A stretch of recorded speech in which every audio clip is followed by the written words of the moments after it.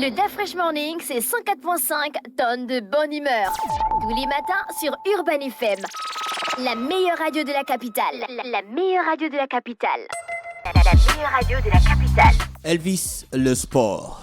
Bonjour DaFresh, bonjour René Ruth, bonjour Mosley. On va parler du 22e championnat du monde de taekwondo. Comme je l'avais annoncé depuis le début de la semaine, on a eu des athlètes gabonais qui avaient démarré ce championnat du monde, à savoir Nancy et Dayon et le Sakolo qui a été éliminé au deuxième tour, et Nancy et Dayon qui sont sortis au premier tour de ce championnat du monde de taekwondo. Ce sont des athlètes qui représentent l'équipe nationale du Gabon taekwondo. Donc le 16, nous avons eu l'entrée en liste de Omar Cissé, Moussa et Fatima Ambouboué,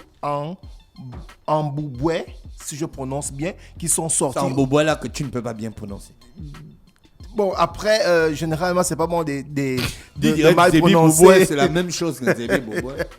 Donc, Omar Cissé et Fatima Ambouboué qui sont sortis encore au premier tour. Donc, en fait, c'est un championnat du monde qui ne sourit pas aux taekwondoïstes gabonais, parce qu'il y a 3 qui sont sortis au premier tour. Là, on a Omar Cissé qui avait fait bonne prestation du côté de l'Open de Dakar et au championnat d'Afrique centrale de taekwondo, qui avait remporté des médailles. Donc, il était l'espoir, lui qui bénéficie d'une bourse sportive du côté de l'Allemagne.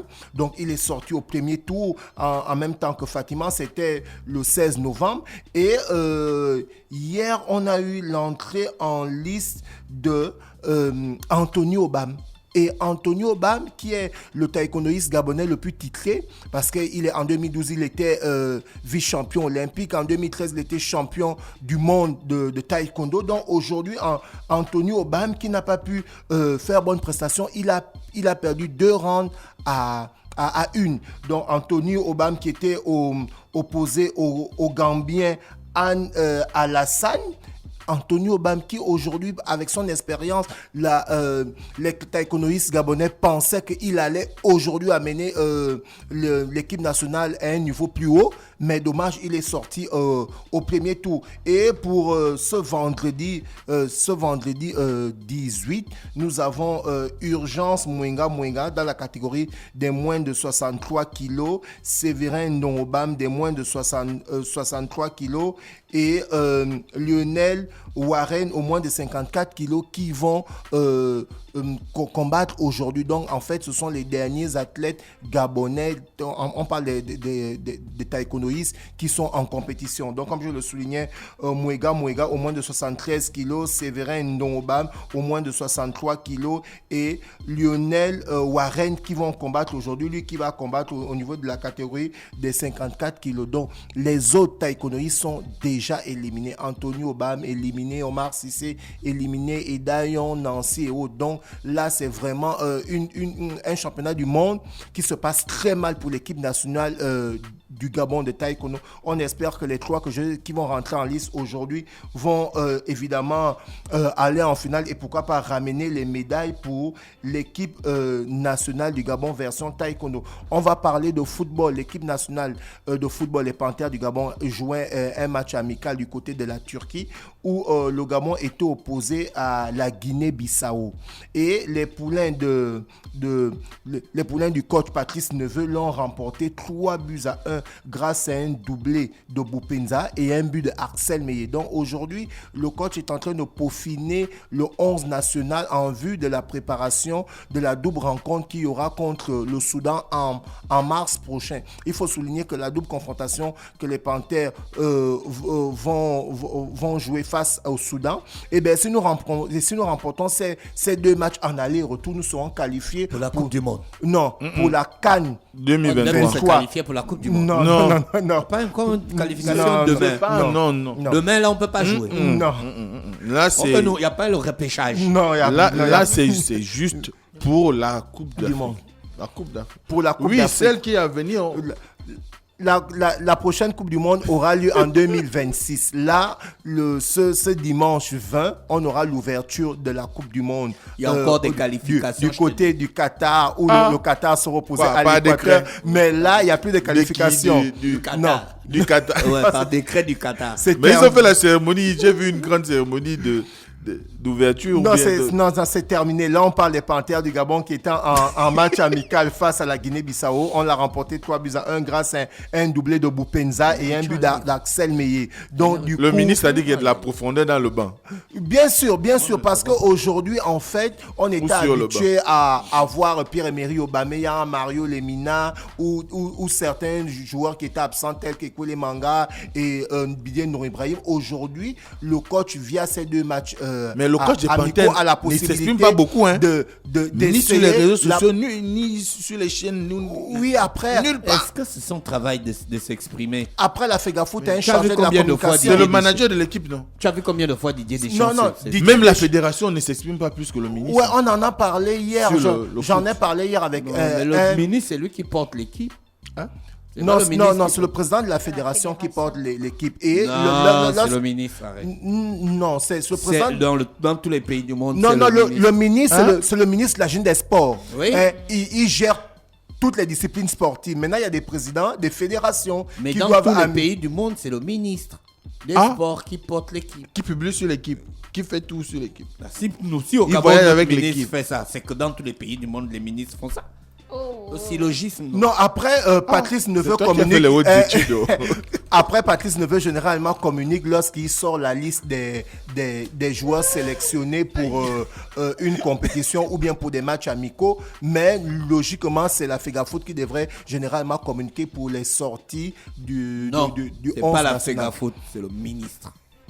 On va rester première autorité. On va rester dans le sport, dont les Panthères du Gabon qui se sont imposés 3-1, comme je le soulignais, face à la Guinée-Bissau grâce à un doublé de Boupenza et d'Axel Meillet. Et on va continuer dans le sport pour parler de la Coupe du Monde de football qui va démarrer ce dimanche 20 novembre du côté du Qatar, où le Qatar va jouer son match d'ouverture face à l'Équateur, et du côté du Sénégal c'est carrément une grande crise parce que le meilleur joueur africain, le Ballon d'Or, le meilleur joueur sénégalais, Sadio Mané, est forfait pour la Coupe du Monde. Donc là, il y a trop de blessés. Il y a trop de blessés pour cette Coupe du Monde. Il y a trop de forfaits, mais après derrière, c'est généralement. Il va quand même partir. Il a été sélectionné, il est déjà au Qatar, mais... C'est où, à l'entraînement? Non, c'était durant la dernière rencontre du Bayern de Munich où il a eu une petite béquille. Maintenant, après, il a été sélectionné parmi l'équipe qui doit jouer la Coupe du Monde. C'est une fois du côté du Qatar que les médecins ont regardé son état, sa blessure. Ils ont dit non, là, finalement, s'il faut bien soigner le gars, il ne doit pas jouer le mondial. Donc, c'est Sadio Mané qui est fort. Donc, il retourne au quartier? Non, pas qu'il retourne au quartier. Il aura la possibilité, par exemple, de rester au Qatar et se faire soigner et encourager son équipe. Et du côté des forfaits, on a aussi le Ballon d'Or 2022, Karim Benzema, qui est forfait pour le match d'ouverture de l'équipe de France face à l'Australie, parce que lui aussi, il traînait aussi un bobo. Mais ça commence à aller. Mais pour qu'il puisse être en jambes, le sélectionneur français Didier Deschamps a décidé qu'il ne va pas jouer le premier match contre l'Australie. Et toujours dans les blessés, nous avons le jeune Koukou qui a été blessé par son coéquipier Kamavinga. Donc du coup, dans le compte de Kamavinga... Mais non, là tu es méchant, hein. Tu viens de dire à la radio que Kamavinga a blessé. C'était l'entraînement. Mais bien sûr, mais il s'est blessé à l'entraînement. On parle d'entraînement. Mais tu dis ça comme s'il avait fait exprès. Non, on ne sait jamais. C'est publié par parfois c'est pas anodin. C'est publié par le meilleur du football. Vous pouvez aller parfois c'est pas anodin. Voici ce que l'article dit. Pourquoi c'est à cet entraînement là qu'il a choisi de le blesser? Le meilleur du football dit honteux. Il dit honteux. Edouard Kamavinga a reçu de nombreux messages racistes sur son compte Instagram suite au forfait de Christopher Nkunku qui a reçu un coup involontaire du joueur du Real de Madrid. En fait, comment ça se passe? Ils sont sur le même poste? Non. En fait, on prépare une compétition. Tu crois qu'on peut comparer Kamavinga avec le petit coucou là? Non, après, c'est pas une comparaison, c'est deux postes différents. L'autre là-bas, c'est un milieu de terrain. L'autre là-bas, il est attaquant. En fait, Kamavinga, deux fois, il monte. Deux fois, il monte, il joue même.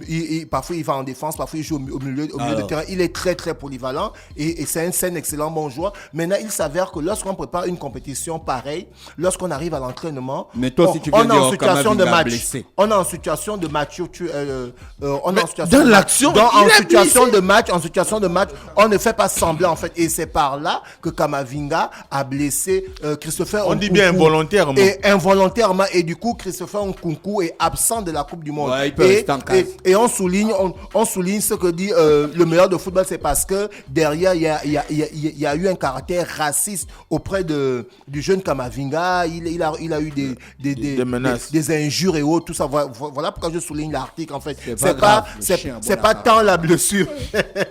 C'est pas tant la blessure. Et aujourd'hui, Christopher Nkunku est remplacé par Randall. C'est l'un des meilleurs gars que je supporte Real. Ouais, c'est l'étoile montante du football français. Il est originaire d'Angola. Il joue très bien. Donc du coup, le Christopher Nkunku est remplacé aujourd'hui par Randall Kamamouani. Donc au niveau d'attaque, la CAC. Et nous allons terminer cette rubrique de sport pour parler du marathon du Gabon. C'est l'apothéose, le marathon du Gabon, la 8e édition. Le marathon Arise. 8e édition du marathon du Gabon. Arise. Arise.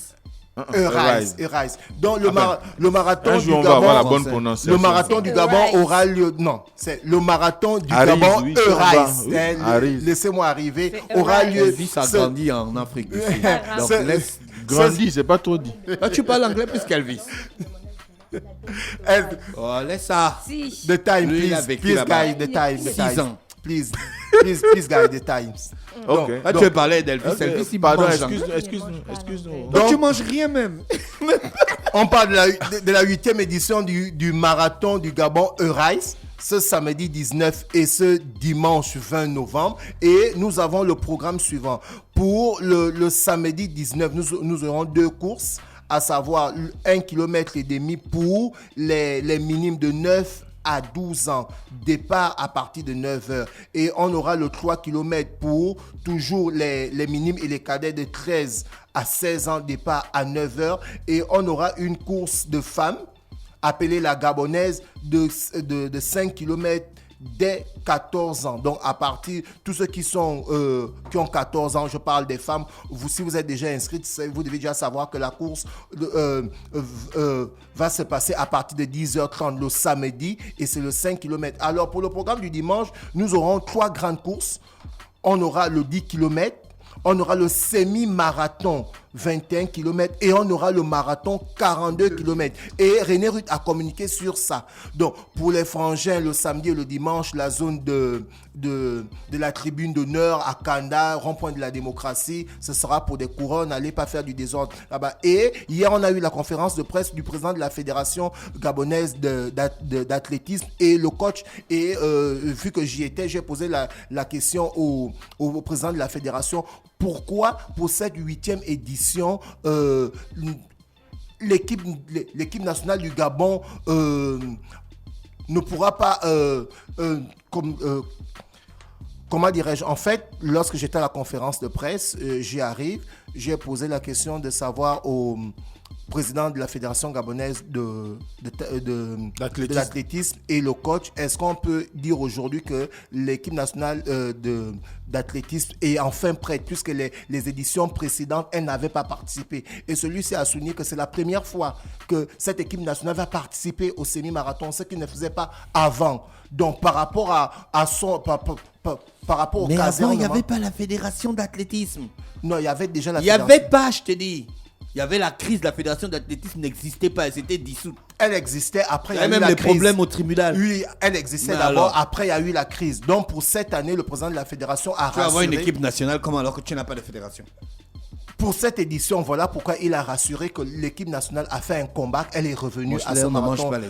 Je ne mange pas les ongles. Je suis en train de tu réfléchissais? Oui, de visualiser la chose.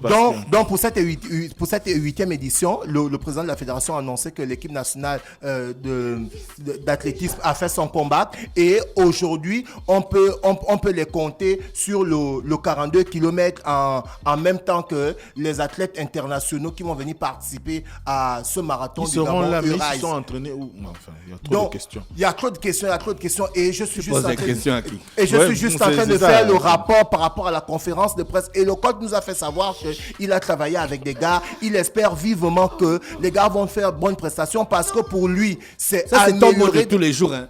Il espère vivement. Non, mais c'est ce qu'il a dit d'Afresh. Parce que j'ai posé la question de savoir est-ce qu'on peut penser avoir les Gabonais. Justement, c'était ma question. Est-ce que les Panthères du Gabon version athlétisme seront parmi le top 5? Il m'a fait savoir que pour lui, aujourd'hui, c'est d'abord une question de temps. Il aimerait que ces poulains puissent améliorer le temps d'abord. Donc, il ne peut pas parler de victoire pour le moment. Donc voilà pourquoi. D'accord, on a déjà compris qu'il n'y aura pas de victoire. Donc c'est pas la peine encore d'ajouter. Même toi-même, tu penses qu'il devait avoir une victoire? Mais voilà pourquoi. Non, Elvis. Il n'y a même pas un championnat national. Mais voilà pourquoi il a parlé du championnat national. Il a dit qu'il y aurait un championnat. Merci Elvis. Merci. René Ruth va revenir dans l'après-midi sur des questions de marathon. On va retrouver Mosley dans quelques minutes. Voici Jim Jones aux côtés de Mikos. Le Da Fresh Morning, c'est 104.5 tonnes de bonne humeur. Tous les matins sur Urban FM. La meilleure radio de la capitale. La meilleure radio de la capitale.